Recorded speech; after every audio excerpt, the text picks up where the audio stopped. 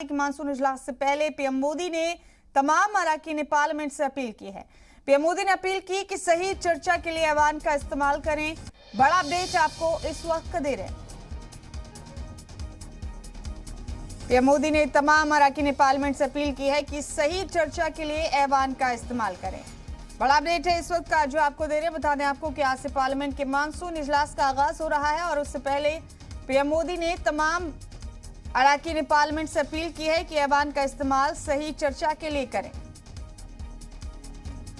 बड़ा अपडेट है इस वक्त का। पीएम मोदी ने अपील की है ताकि सही तरीके से सलीके से कार्रवाई चल सके। ऐवान की इस वक्त का बड़ा अपडेट, बड़ी खबर आप देख रहे हैं अपने टीवी स्क्रीन पर। वजीर आजम नरेंद्र मोदी ने यह अपील की है।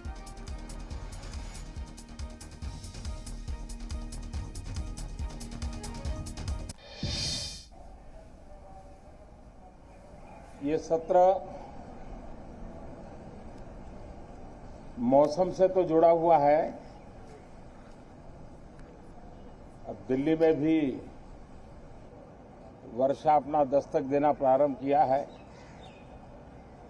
लेकिन फिर भी न बाहर की गर्मी कम हो रही है और पता नहीं अंदर भी गर्मी कम होगी कि नहीं होगी।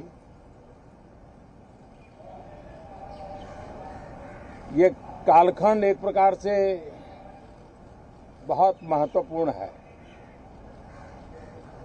ये आजादी के अमृत महोत्सव का कालखंड है।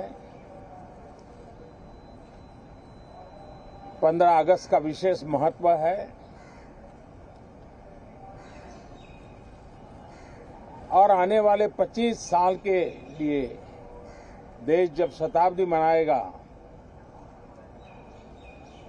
तो हमारी 25 साल की यात्रा कैसी रहे, हम कितनी तेज गति से चले, कितनी नई ऊंचाइयों को पार करें, इसके संकल्प लेने का एक कालखंड है। और उन संकल्पों के प्रति समर्पित होकर के देश को दिशा देना, सदन देश का नेतृत्व करे, सदन के सभी माननीय सदस्य राष्ट्र में नई ऊर्जा भरने के लिए निमित्त बने, उस अर्थ में ये सत्र भी बहुत महत्वपूर्ण है।